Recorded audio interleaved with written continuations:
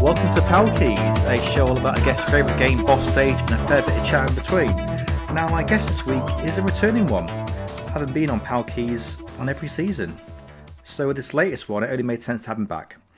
A freelance journalist, he's been taking names and collecting bylines like Pokemon cards, having been at places like Den of Geek, Bloody Disgusting, Pocket Gamer, Social Chain Media, and most recently Dexerto.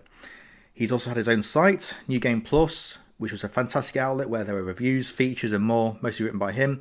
But the site also had a gaming podcast called The Lag, which I guested on, and I do hope he comes back someday. Living in Manchester, he can only be Olly Smith. How are you, man? Hey, how's it going? It's nice to be back in these, the proverbial office space that we have here at a distance. It's very nice to be back. I'm doing well. How are you doing? I'm all right, thank you. Yeah, I can't complain. Well, I can, but I'm not going to. It's all fine. Everyone needs a good complaint from time to time. It's healthy. It is. Yeah. Otherwise, what's the point of being British, really? What can I say? Yeah, exactly. But I think it's kind of like a running theme, really, of you and me, because, like I say, since this podcast has been on since 2019, you've been on every series, and when I brought this season back, I thought, I've got to have Olly back. And I think I messaged you actually as well when I was in the midst of bringing it back, and I was like, "Are you up for it?" And you just went, "Yes," which is really nice. So I've been looking forward to this, Olly. But obviously, I'm no stranger to news and everything that's been going on. So how are you doing? Importantly. Yeah, I'm doing well. I mean, the last 3 years have been pretty chaotic. I think last time I was on this podcast, I had just started at Social Chain Media. We ran several gaming brands like GameBite and Frag Hero. I was the editor over there for the website, so I basically run in all the the editorial content that would go out on the websites. I was there for about 2 years. We did some good stuff while we were there. We had a big gaming team that was lovely. It was one of the best places to work. And then, sadly, as seems to be inevitable in a lot of media these days, there were cuts. A lot of people did unfortunately lose their jobs. I was lucky enough to stay on, but it wasn't particularly the same after that. So I ended up leaving maybe about a year or so later, and I went over to Dexerto, and I was their evergreen editor for about a year and a half. So I basically ran all of the evergreen content that we had on the site, so guides and different listicles and things like that, just anything that was sort of had a longer reach as a form of content. So I was there from May 2023 up until September 2024, and I have now back thrust into the freelance world. Trying to find my way, looking for new opportunities, looking to try new things. I think that everything that's been going on in the media landscape at the minute, it doesn't make me too enthusiastic about jumping back into a full-time role or things like that. So I'm just sort of taking my time to sort of see what is out there for me, basically. Maybe something completely new, maybe back to freelance, who knows. There is some a massive degree of uncertainty at the minute. But yeah, that's pretty much my last 3 years in a nutshell. Fair.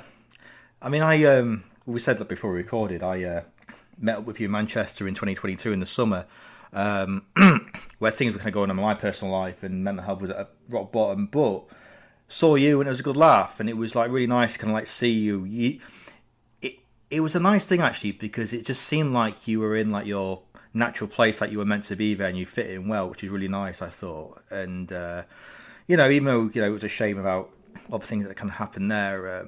It was nice that you still got your foot in at Dexerto, but here we are again. We've seen some layoffs, we've seen some unfortunate things, and so I kind of left iMore a few weeks ago now, by the time this episode comes out, and there's a part of me that did think, why don't I just pack it all in and just be like a postman, or go back to something maybe train as something else, because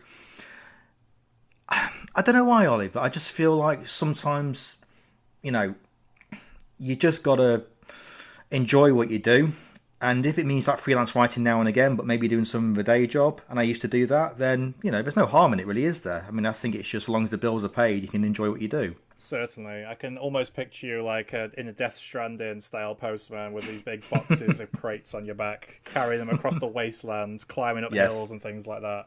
Yes. Yeah, no, I definitely agree. Me and James Busby, who I worked with at Dexerto, we had a joke about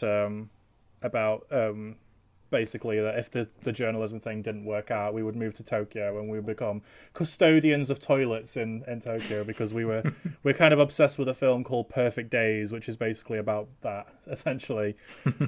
So we sort of had this little running joke that that's what we do if we ended up not if the journalism thing didn't pan out quite as well as we'd hoped.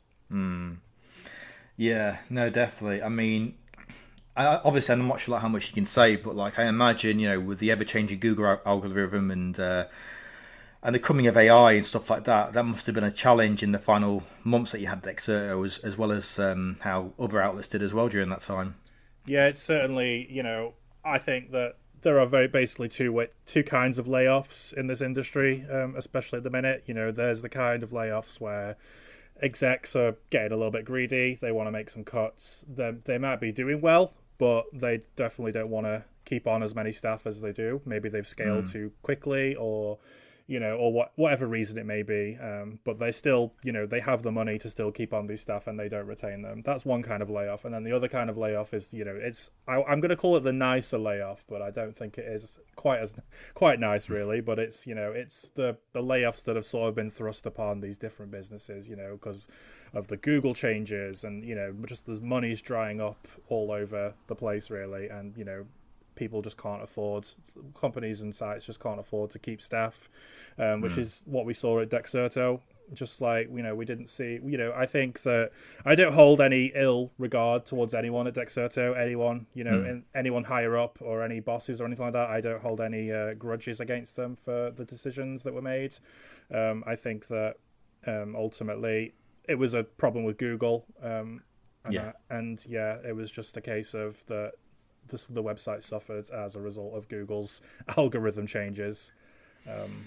So yeah, I think it's probably the best way to be laid off, really, to know that it wasn't really someone's greedy decision. It was mainly just it was out of everyone's hands.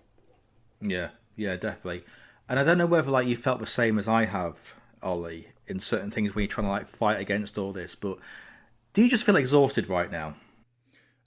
Yeah, definitely a little exhausted. Yeah, I think we're recording this the day after I left Dexerto, so I am a little bit tired. I think I'm just gonna.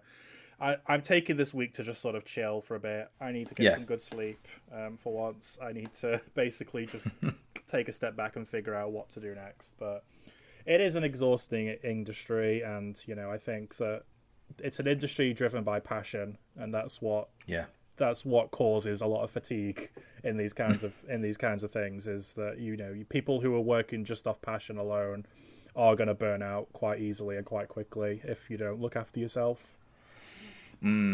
Yeah, I can certainly relate to that, because by the time this episode's out, the third book that I'm working on will be announced, and I'm doing a newsletter, and I've got some freelance stuff, and I do it because I just love it. I know it might sound cheesy, it might sound like a Facebook status, Ollie, but I think we've kind of said the same in the past episodes, and like you've just said, we do it for the passion and the love of it, because otherwise, I can't imagine someone coming into the industry and feel like they're being forced to write a guide or a news or review about something.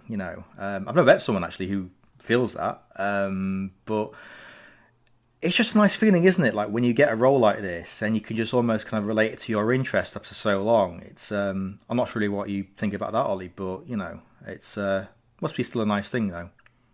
Yeah, I think I don't think I'm going to be leaving video games or entertainment sort of things behind. I think that once you're in, and I think that despite all the problems, it's going to take a lot more to kick me out fully. There'll always be something new around the corner for everyone, really. Everyone affected by all these different changes and things in the industry. I just think that it does seem like a very big hurdle to get over because there are unfortunately it's just unfortunately just happening everywhere right now. But I think that it's as well as like when people always say like how do I get into the industry and things like that. I'm always like I think a lot of people think like might find it quite hard to recommend it to someone who was brand new to the industry. I don't necessarily agree. I think that we still need to if someone wants to do this and they have the skills and they have the they have the passion for it, I still say we should encourage them to try and get into this industry. It's tough and it's soul crushing at times when layoffs happen and all these different things. It can be awful, but I think that having a good games press and having a good healthy industry is the goal still here, and we don't do that without keeping people on. We don't because the veterans are leaving on to new things, and then it doesn't really help that it's tough for people to break into the industry as well. So I think my goal, especially at least with what I've been trying to what I've been trying to do for the past 5 years or so, 5-10 years, has just been making sure that people get enough people get the foot in the door, or I can leave the door open for them. For anyone who comes in behind me. I was very lucky to be able to get into this industry quite easily. I think that I basically started pitching straight after I finished uni, and I went straight into freelance roles, and then I became I had a staff writer role at Pocket Gamer, and it basically snowballed from there. So the goal was always to basically just use that privilege to be able to help people who were maybe less fortunate and maybe have found it a big struggle to enter the industry. If there was to me, if there was anything I could do to help them with that, then it was an opportunity I just had to take. Yeah, no, definitely. And I think that kind of like shows in like in the episodes we recorded before and everything now, because like when I say about like New Game Plus, like the website you would maintain, and it was just great to kind of like read all these reviews and features that you do, and then the podcast, and it just kind of showcased your passion really, without sounding wanky or cheesy really there, Ollie. But it's true, and I've said this before in a previous episode, but it just feels like we're in this weirdly slow, painful transition where we just don't know what the hell is going to happen next. And unfortunately, there are individuals out there who think AI is the complete future, which I don't believe, at all. But yeah, it's weird. It's just a really weird time at the minute, to be honest. But I have to say, like, are you possibly thinking of maybe reviving New Game Plus, or maybe having a newsletter? Because I've seen a few others, like Jordan Ollerman, he's got a great podcast newsletter out there. Or are you just resting? I don't think that's the avenue for me, really. We didn't really make any money off New Game Plus. It was always a passion project for me and Alex Dewin. Alex Dewin was my deputy editor there. They were great. They did a great job. And it was just a passion project for us. Same with the Lag podcast.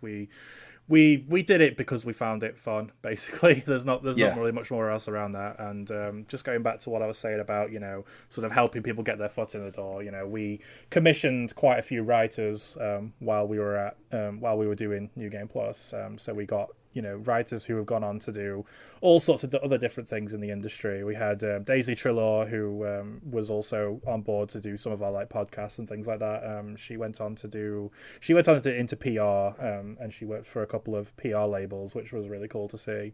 And then we also had Thomas Hughes as well. Thomas Hughes came in and did a couple of articles for us as well, and then he went into PR as well. He had a couple of journalism jobs and then went into PR as well. So there is a theme here that a lot of journalists end up in PR, which is also it's the old joke, really, isn't it? That eventually, after about 5 years or so, most people give up and go into PR. And maybe that'll be me one day. Who knows? Right now, I'm not really sure. Yeah, I think I feel like I kind of got you in a bit of a limbo at the minute, Ollie, because, like you say, it's only been like a couple of days since the Exerted thing happened, and you're in that kind of like limbo, aren't you, where you're just kind of relaxing and resting and everything, but also in the back of your mind, you're possibly kind of thinking, well, what's going to be next? Because I imagine you're kind of like trying to spread the word out for any freelance opportunities or anything else, or maybe even thinking of like applying for somewhere as well, perhaps, and kind of see what's out there really. Yeah, I mean, I've got some leads on things at the minute, but nothing really concrete. So I do have a little bit of a safety net to fall back on if that needs to happen. But yeah, I'm going to be using a lot of this time to just sort of relax a bit, and hopefully it means that when I come back, I can be rejuvenated, and I know exactly what I want to go for. If that's another journalism job, then so be it. But there are countless opportunities out there for other things I could be doing. So the world's my oyster. Yeah, no, absolutely, no, definitely, and yeah, like I say, I think rest is like the most important thing right now, because I think when you're looking at a screen, looking at analytics and trends and everything, especially with you being the evergreen editor at Dexerto, I mean, I'm sure you were looking at a lot of Google Sheets, a lot of graphs, a lot of things, and kind of seeing what you could do to update certain things. But then again, I feel like a lot of it was enjoyable as well, because you had a great team around you as well. Fantastic team, Patrick Day, gaming editor, also affected by the layoffs. Fantastic guy. James Busby, associate games editor, fantastic guy. We had Jess Philby, she's great as well. Sam Smith, Tyler Constable, Ava Thompson Powell. I'm just naming names now that probably about most of our listeners might not be aware of, but they're all, it was a fantastic team. Brilliant writers and managers and things like that, and I'm going to miss them. Some of them were very lucky to be able to stay on. I don't envy their position, to be honest, because I know that from experience that people who end up staying after a bunch of layoffs, they aren't given the best of tasks really to do. They end up they try and stay at the same sort of scale as they were before, but with much fewer staff. So it ends up being a little bit chaotic for anyone who stays on. So I definitely don't envy their positions, but hopefully things turn around for them. Yeah, no, 100%. No, I hope so too. So I think we're going to go straight into the first question of the podcast, really, which is memorable game, Ollie, because I feel like in the last 3 years, we've seen, quite a few games come out on different systems, and we've also seen the PS5 Pro lately, and there's a rumour that the Switch 2 is going to be showcased or announced soon, and we'll see how that goes. But because you're a returning guest, Ollie, I mean, I'm kind of curious, like, if there's been like a memorable game that you recall that sticks out to you in the last 3 years that's really kind of made an impression on you, whether that's a remake or a new game completely or something you didn't expect. Anything that comes to mind? I mean, I had a long list of memorable games here. I didn't know which one to pick, but I figured that I have to go with the cliche, and that was Elden Ring. I had to go with Elden Ring. I'm sure I'm not the first person to mention Elden Ring since you've been back, and I'm probably not going to be the last one. But Elden Ring was such a big game when it first came out, like 2022, and it's something that I've always been a big fan of From Software games, as are a lot of people that I know. But I just there was something about Elden Ring that just really clicked for me straight away. It was a lot easier to get into than previous From Software games, and I've platinumed all of the Dark Souls, and I've platinumed Bloodborne and Sekiro and things like that. So I'm a big fan. But when it came to Elden Ring, I think that the onboarding was a lot easier than it was for, let's say, Sekiro or Bloodborne or things like that. I just had a brilliant time straight from the first hour of play. And I reviewed it. I remember reviewing it as well. I did 80 hours in about 2 weeks to get that review out, so I was crunching hard on that. I did guides, all sorts of guides for them. It was a pretty chaotic time for me, really, but it was fun. It was very, very fun. I remember that we had like a sort of group chat set up with me and a couple of journos where it was basically just helping each other out with tips and things like that, because it's Elden Ring is the type of game that I don't think you can just go into blind and finish within an embargo period, which would be I think it was about a week and a half we had with it until the embargo, really. So a week and a half to beat like an 80-hour game that gives you barely any information or any direction or things like that. So I do appreciate that we were able to sort of have a little group chat set up for being able to swap tips and things like that. But yeah, it's a really good game, Elden Ring. I think that it's one that I'm always going to revisit. pretty regularly. I actually just did a playthrough not too long ago in preparation for the DLC that came out in the summer. I never actually got the DLC. Okay. I was going to buy it, and I was just like, I got busy, and I never actually got around to playing it. But I did finish a new character, which was good and good enough for me. And I'll probably come back and try the DLC when I have a little bit more free time, which is ironically now, I guess. Yeah. Yeah. That could be a perfect time now to have a DLC and see what happens. Yeah, man, exactly. I think that it's probably it's a very good time for me to have some free time, just because I can just spend that catching up on things that I need to catch up on. You know, I've got so much that I do need to catch up on. First of all, sleep. I think sleep is really good to catch up on. But not to go on too much of a tangent there. Anyway, yeah. But back to Elden Ring. I mean, have you played Elden Ring? Very little, to be honest, actually. I don't know why. But yeah, I've just kept missing out on it. But I do need to find a way to maybe play it on the Mac somehow. That's fair. I think that, game streaming might be an option. I don't know if it runs natively on Macs. That's not something that I'm aware of.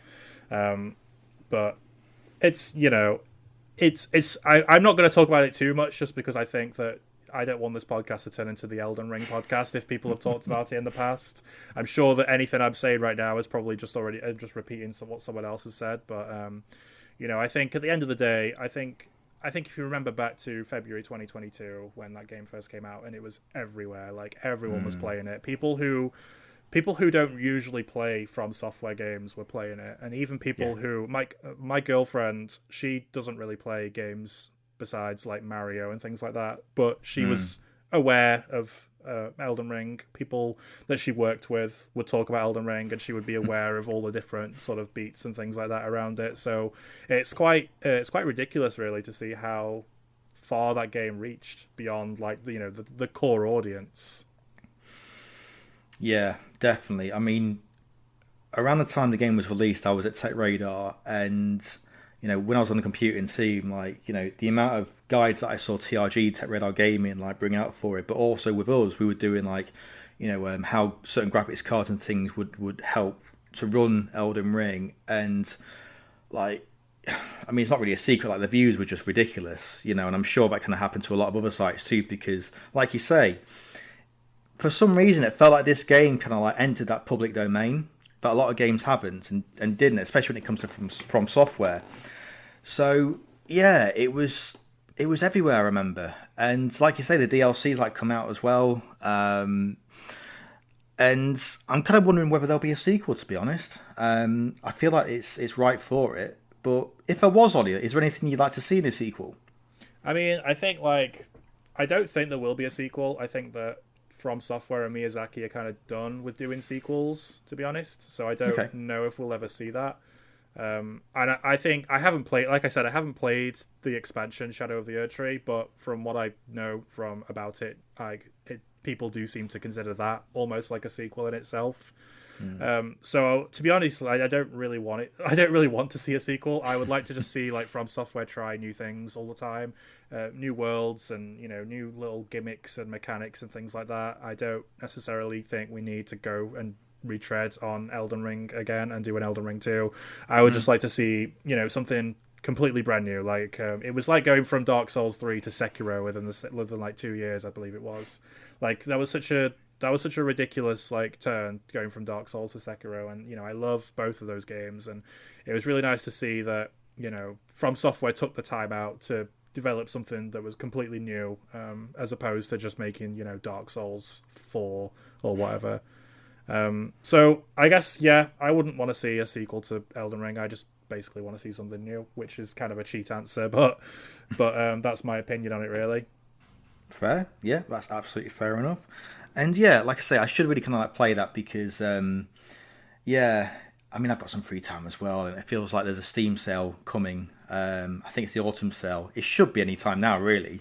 Always is, isn't there? Yeah. Yeah, so it's always tempting because I'm sure Elden Ring's always there as well, half offs. And I'm starting to see other games like Jedi Survivor being half off now in Street Fighter 6. So it's probably time now. It's been a good time for games, really. I mean, I had another answer for your memorable game, which I believe I think you might be able to speak a bit more about, which is the Tomb Raider remastered trilogy. Oh, I think you know a little bit about Tomb Raider, right? a little bit, Ollie. So, I mean, that came out in what, like February this year. Yeah.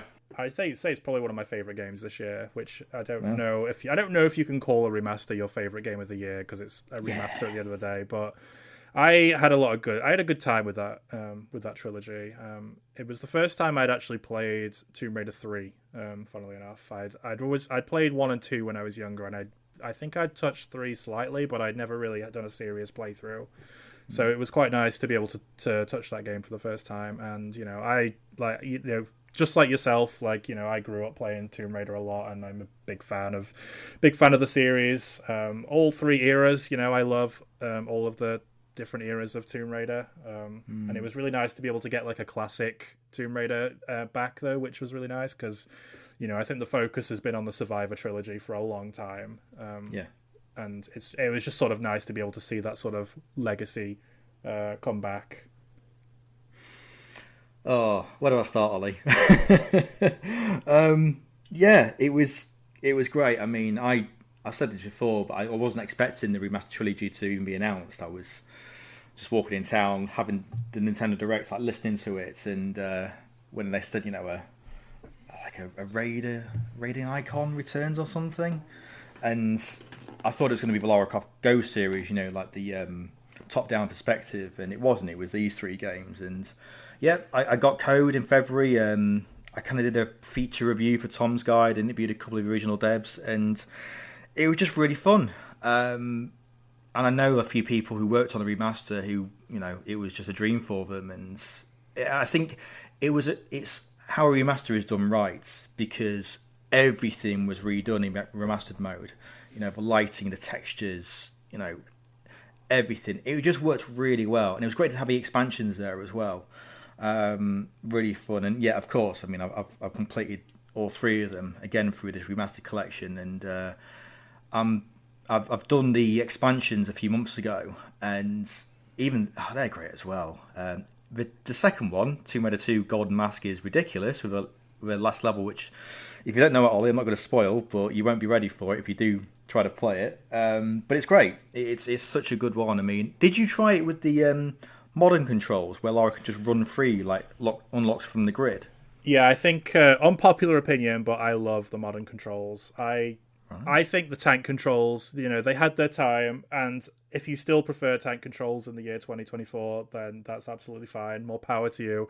I do not like tank controls anymore. I think I'm just so used to playing modern games that I just can't really get used to them again. I've tried, when I did play the remaster trilogy, I tried them with tank controls, and, it was fine, but I just had a better time with the modern controls. I think they did a good job in, because the game is basically still the same game that it was in 1996. It's just that they had a different control scheme, really, in terms of a functionality perspective. So I think it was really impressive the way they were able to sort of translate that grid-based movement into a more modern control scheme. And it's not perfect. I know that there were some issues with like the camera was a bit awkward at times, and I think, the way you have to move Lara to sort of get across certain gaps and things like that can be a bit awkward, but you get used to it. I would probably play it again in modern controls, to be honest. But I'm aware that might be a bit of a hot take, because I know when it came out, I remember in my review I was praising the modern controls, and then the game came out and everyone was saying, oh, go back to tank controls, it's terrible in modern. And I'm like, no, I like the modern controls. Yeah, I was in that camp, I have to admit. It was, I just couldn't get on with it. But I did say in mine, I was like, it's going to be a great thing for speedrunners. And I was watching the Summer Games Done Quick, and I'm sure Bexy, she's called. I've met her, and she's great. Amazing speedrun for Tomb Raider.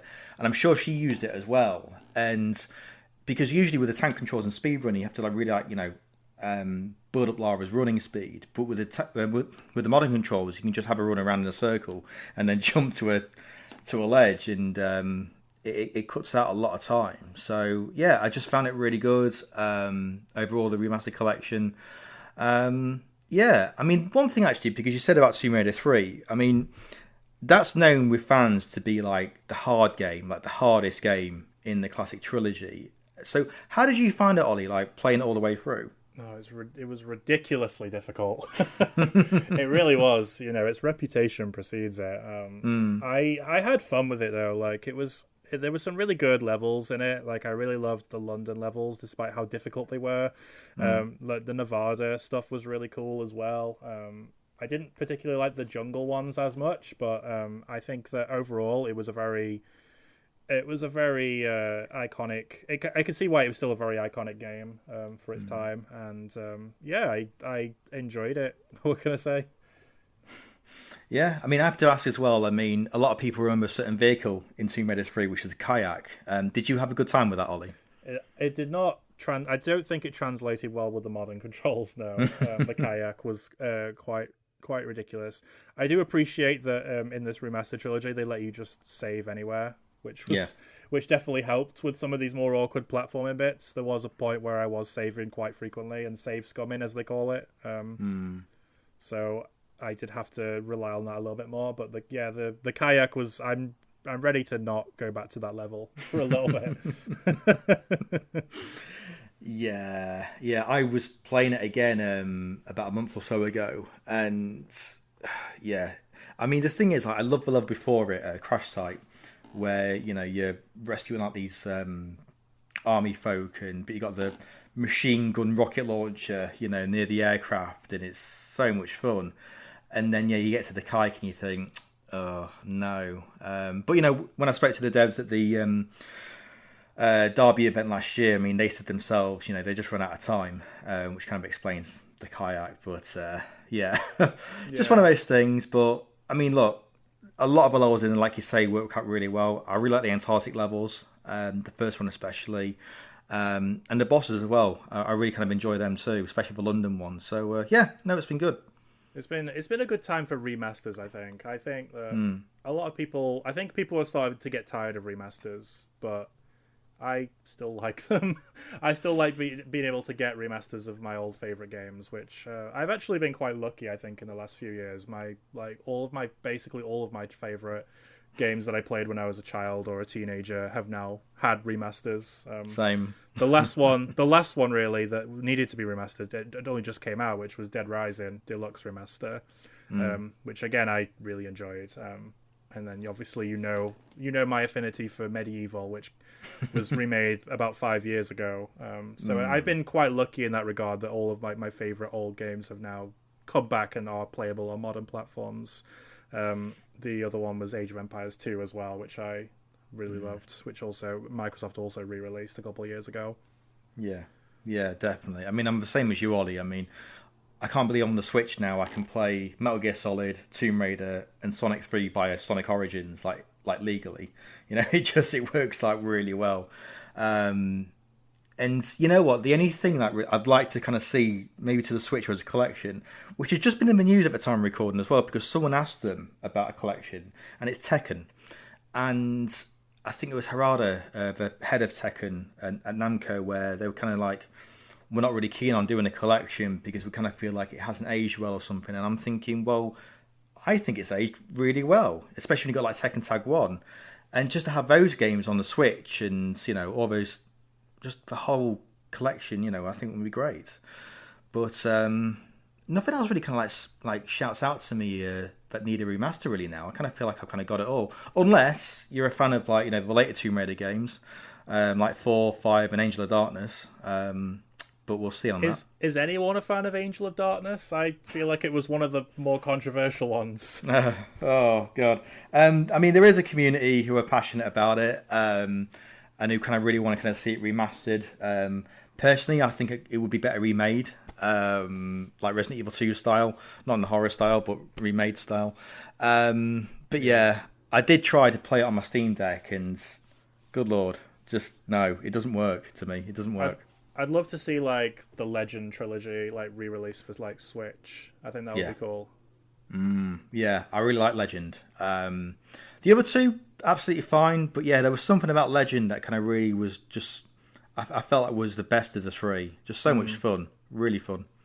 Yeah, I actually think it's probably the best one, the whole series. To be honest, I love classic Laura, but but it might have just been because Legend was the one that I think it was the first game I think it was the first game I bought with like actual like pocket money. I think I was about 12 at the time, and when you were getting pocket money when you're 12 years old, and I went down to Game Station or whatever it was, if you remember Game Station, and I went with my pocket money that I'd earned from like doing chores around the house and things like that, and I'd buy I bought Tomb Raider Legend for the Xbox 360. So I think I have a very special, that has a special place in my heart. It's probably one of the best Tomb Raider games. Yeah, definitely. And that's actually a good shout, because like I still got my PS3 like below the TV, and it's mainly like to play Metal Gear Solid 4 because it's the only way I can play it at the minute, and I'd love to see that remastered. But you know what? You can still play Legend through a HD collection, so I might find that actually, because it works out really well on the PS3. So yeah, if I kind of saw those two games like remastered like further, maybe on a Switch 2 would be great. I was very disappointed with the PS5 like port they did of Legends. I think it was the PS2 version just emulated, but it was like the graphics are just aren't like, there's no upscaling. I believe it's 480p just like stretched out across your big 4K TV, and it's just not good to look at. No, even now, like Sony's backwards compatibility efforts are just so lacking. It blows my mind, especially now they're about to release a £700 million PS5 Pro, that can render some games in 8K. And I kind of feel like it's at the point where if they wanted to, they could emulate certain PS3 games, through this machine. Maybe as an extra tier on PS Plus, who knows, but they can do it. But if you go into the back I'll say that again. If you go to the back catalogue now, it's really lacking. And like you say, when you got things like a PS2 version of Legend in a low scale resolution, it's like, come on, like you've got so many good like franchises there that you can mine and bring back, but they just choose not to. I mean, it's the same with just like new games as well, right? Like they seem to be pushing Horizon a lot as like their new like big Horizon and God of War, which God of War is quite old to be fair, but they're still sitting on a lot of old IPs that they could make new games for. Where's my new? I need a new Killzone, or I need a new Sly Cooper, or something like that. I'm glad we at least got a new Ratchet and Clank fairly recently. That was really cool to see that they haven't forgotten about Ratchet and Clank. Yeah, definitely. And I have to ask because, when I was kind of listening to our past episodes on Power Keys, I mean, we spoke a lot about Medieval, which is something that, you love and you remember. And, I mean, would you kind of want to see perhaps maybe... Because, we did see, the remake of Medieval come out a few years ago, but no one really speaks about Medieval 2. I mean, like, is that kind of a game you remember as well, Ollie? I mean, I think I've said this before on the podcast, but I think you have. I've still not played it. I've never played Medieval 2. I don't intend to, really. I don't really have an interest in it. I like, people say it's good, and that's fine, and they're entitled to their opinion, but I think when I look at like the setting of it changes from like, like fairy tale, Tim Burton-y style like fantasy world to like Victorian London, and it's like Jack the Ripper and things like that. And that's just not interesting to me. And, I'm sure it's a great game, but it's just not something that I've ever been in. I'm not really in a rush to play it, which is bizarre considering how much I've played the original and how I would probably put it into like my top 5 games of all time. I kind of hope if we do see a Medieval 3 at any point, which is very unlikely, but if we did, I would like to see them return to that sort of fantasy-esque Tim Burton style Twisted Land that they sort of had in the original. Like a later like Middle Ages or something, and kind of go from there, because there's always a chance like Sir Dan maybe like woke up like before Medieval 2 and after Medieval 1 and forgotten about it by the time the second game came, so who knows. I mean, when I interviewed Chris Sorrell, who was the game director for Medieval, the first 2 Medieval games back in the day, I interviewed him probably about 5 years ago or so, and he basically said they were working on a Medieval 3 at the time. I think it was around 2004. They were working on one for the PS2, but it basically got cancelled because they were also working on Medieval Resurrection for the PSP. And Sony basically didn't want to put too many eggs in one basket for the series, so they ended up basically canning Medieval 3 and working on Resurrection. And then, funnily enough, I believe his team got put onto 24 the game. If you were aware of that game at all. Yeah, what a similar game to Medieval. So his team got put onto 24 the game, and then I think a different team got put onto Medieval Resurrection. And I think the idea he thinks is like, both games probably would have benefited if they stayed on their own games rather than being swapped, basically. So it's a shame we never got to see Medieval 3, but I'm kind of hoping that one day Sony when Sony's like losing some money, they just open a big filing cabinet, they rummage through all the dusty files, and they pick out Medieval, and they go, "Oh, let's do a new one of these." That's my kind of hope. And hey, yeah. Sony, I have a pitch for you when you're ready to hear it. I mean, I don't suppose, like in your interview with Chris, like you said about what the third game was gonna like be about or anything. He didn't really divulge too many details, but from what I know about how Medieval 2 ended, it sort of has like a wishy-washy time travel kind of aspect to it, which I believe was also going to play into what the third game would be about, and it was going to have like, I think like if you remember Blinks on the Xbox, like the cat game, like the time traveling cat game, I think it was going to be a bit like that, where you would have like a time like twist, like time manipulation mechanics, so you could like rewind time or pause time and fight enemies while they pause and things like that. That's sort of what he hinted at me, and also what I've also heard from like conversations with other developers as well that also worked on Medieval. I have enough to write a book about, but I don't know who would read it. I would, Ollie, and I think that's the main thing. I would buy it. But no, that's great. That really is. I mean, like I got obviously gone off another tangent, but like I came across Medieval as a demo in one of those official PlayStation magazines all those years ago, and there's just something about it. I think it was like just the controls of it and the writing, and it just works out really well. And I think I'm the same as you as well. Like I think I was borrowing Medieval 2, and it just didn't click with me. It felt like they were more like focused on the stealth side of it, I think, because you can control just Dan's head, and it just didn't work for me, especially the Victorian theme as well. But yeah, but I did play Resurrection on the PSP when I first got a handheld, and it was all right. But yeah, again, something just seemed missing from there. I just went straight back to the PS1 version. Yeah. It had Tom Baker, I believe, the Resurrection did, which is fair enough. I do like Tom Baker. He has a nice voice. Absolutely, yeah.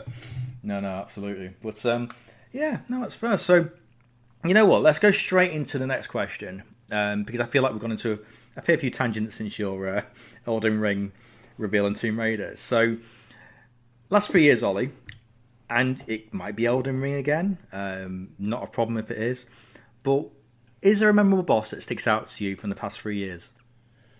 I mean, not from a game that's released in the past 3 years. The notes that I have here are from games I've played in the last 3 years. Which is I don't talk about this series a lot, but I absolutely love it, and that's the Yakuza series, or Like a Dragon, as they call them now. I love that series. They're very long games, so I usually only play them at a rate of about one per year. But I've been playing them quite a lot the last couple of years, and that series is full of so many boss fights that are incredible, and bosses that are just so memorable. And I don't know if you've ever played any of these games. A couple, yeah, a couple. Yeah, so there were quite a few boss fights in this series that I just think were so iconic.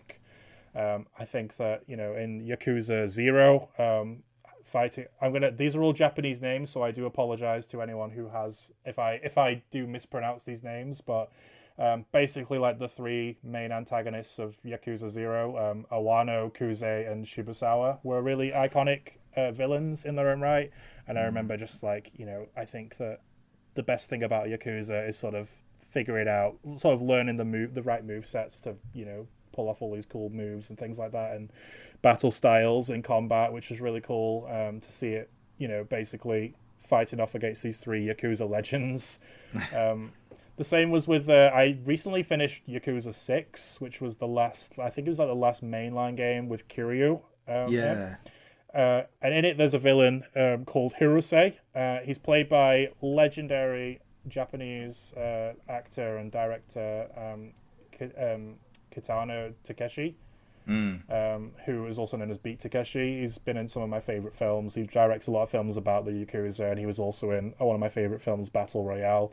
So it was really cool to be able to see like this basically legend of Japanese cinema like appear in game as a character. And you get to fight him towards the end, which was really cool to see. So I really loved that. But I think my favorite memorable boss fight from the entire Yakuza series, up to the point that I played, which is up to 6, is in Yakuza 4. I don't know if you've played Yakuza 4, but basically after the first like 3 games in the series, they sort of added new characters, new playable characters to the game. So you weren't just playing as Kiryu, who you'd played as for the first 3 games. You were also playing as a guy called Saejima. You were playing as you played as a cop called Tanimura, and like a loan shark called Akiyama. So you had like all these new characters sort of come into the game, and they sort of shared the screen time with Kiryu in terms of like how long you'd be playing as them. So you'd have a big section on where you're playing as Tanimura, and then a big section as Saejima, and it would just keep going on and on. And there is a point in the game where basically Tanimura, who's the cop, and Akiyama, who's the loan shark, basically team up, and they go into they basically get into a fight with Kiryu, who is a character that you've been playing as for pretty much the entire series up to this point.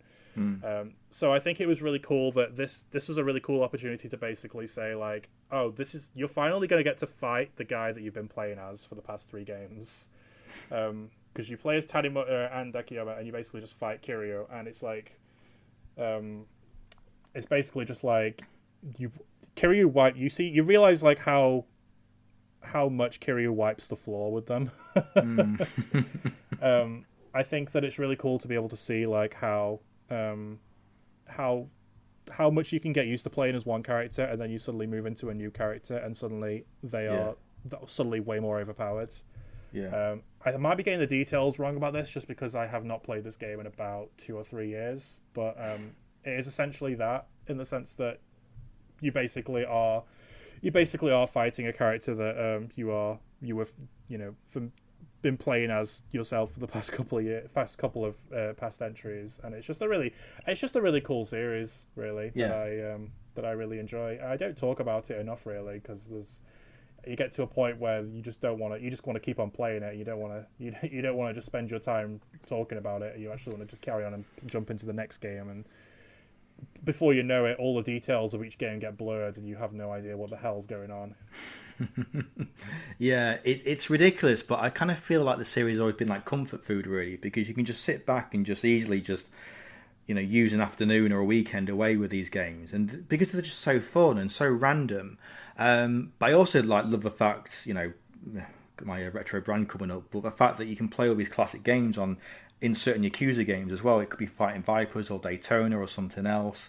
And it's really nice. It's really nice to have those. And you know what? It's really great the fact that one of the games has come to the Switch. I think it's I just had to look at this. Yakuza Kiwami from 2016. That's right. Yeah. That's so right. That's coming to the Switch. So overdue. But yeah, it'll be great to kind of see that come to the handheld, and hopefully some more as well, because really good.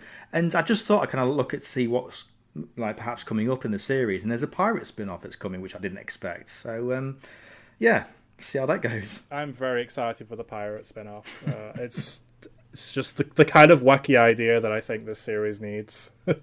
Yeah.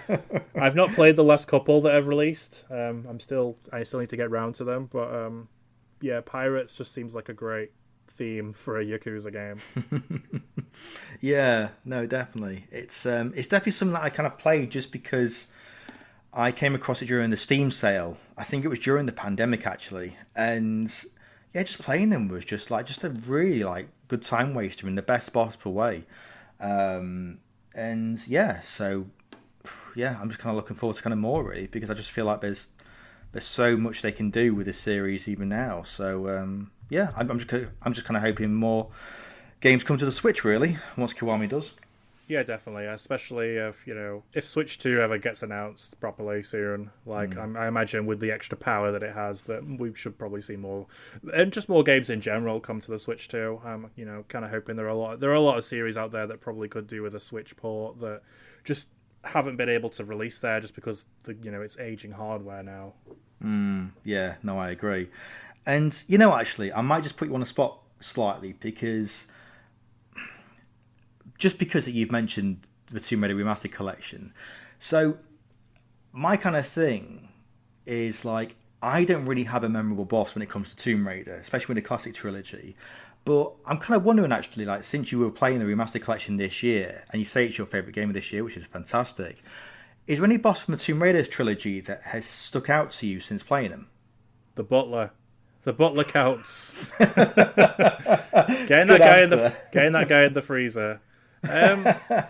No, I definitely see what you mean. Like, I don't think Tomb Raider is particularly known for its bosses so much as I think almost like the levels themselves feel like bosses. Everyone sort of remembers the specific, difficult levels that they had to try and get through and things like that. I think that even in the first game, there was that guy. I can't remember the character's name now, but he'd always pop up with his machine guns. Pierre. Yeah, and I remember those were just really annoying more than anything else. Because it's not a game that I think the combat in classic Tomb Raider kind of works when you're just fighting off random mobs and things like that. But when you have like a boss that you need to sort of fight, it's just a little bit trickier to work with. So I don't necessarily think that there are that many memorable bosses, at least in the classic Tomb Raider games. But yeah, my answer is the Butler. Like, get him in the freezer. Good answer. Yeah. No, that's great. But yeah, great pick for that actually with Yakuza and Tomb Raider, of course. But no, it's great. So I think really kind of the last thing is really, Ollie, is like, at the minute you're kind of in a limbo, like I've said, and I kind of feel like mental health really isn't kind of like talked about much when it comes to like these kind of situations, because you could feel like maybe on your own, or you could feel like there's like the temptation to kind of like do something else completely different or anything. I mean, how are you kind of like feeling, to be honest, Ollie? Like since everything's been going on, I mean, are you just like I say taking it as it goes, but also there's help available if needed, really? I'm good. Like, I've got a good support system. I have the luxury. I don't live alone, so I'm always around people. I have a wonderful girlfriend to look after me when I get into my when I have my when I struggle, and I have a good support system of friends as well. I like them. I like it when we chat shit about Tomb Raider and things like that on WhatsApp and things like that. And I think having I'm still quite active on Twitter from time to time. Sorry, X as it's called now. But I have still quite a lot of people that I keep in touch with on there as well. So I think that the next couple of weeks or whatever, until I am able to find new work, I think they might be a little bit isolating, but I'm reassured knowing that I've got I'm surrounded by good people. Absolutely, and I'm got no doubt that you'll maybe even by the time this episode comes out in middle of October that you'll likely find something, and I look forward to it. But like I say, I'm still holding out a Lara Croft flair for the light to come back, so I hope. Maybe one day, but we'll see. We'll see, yeah, no, absolutely. So we'll leave it there, really, Ollie, to be fair. It's been great, like, just chatting once more, 4 times now out of 4 series, which is great. And maybe in Series 5, if there is one, you can come back and we'll probably talk about more Yakuza. I'm down anytime if you want to do this. If you wanted to do another one tomorrow, I'd be back. Oh, Ollie, you're too kind. No, that's great. So for now, really, like, where can like people and potential employers like find you? Is it socials? Is it email? What's the best places? Yeah, I mean, I'm on LinkedIn if you want to work with me. If you want to just chat, I'm on Twitter. I'm Olly Wrights on Twitter. You probably link that in the episode description, I imagine. But apart from that, yeah, like, watch the space. Hopefully you'll see work from me very soon. Nice one. Yeah, and I'll be looking forward to reading it, Ollie. So, yeah, with that, man, yeah, take care, and hopefully we can meet again in Manchester for that amazing food that we got. So, yeah, hopefully so. Chimik, let's hype up Chimik before we jump off. Go to Chimik in Manchester. Yes, Chimik is the best. Great Korean chicken. And with that, farewell. See ya.